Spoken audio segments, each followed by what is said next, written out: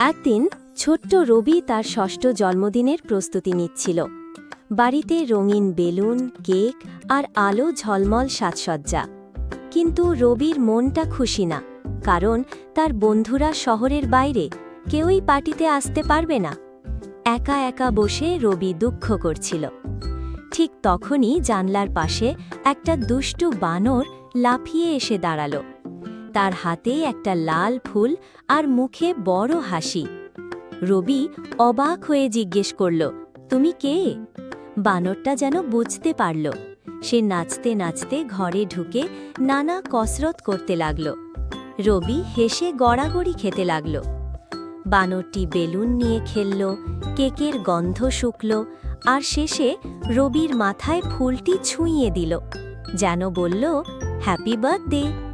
রবির দুঃখ উধাও। সে বুঝল, বন্ধু মানে শুধু মানুষ নয়, যারা খুশি দেয় তারাই সত্যিকারের বন্ধু।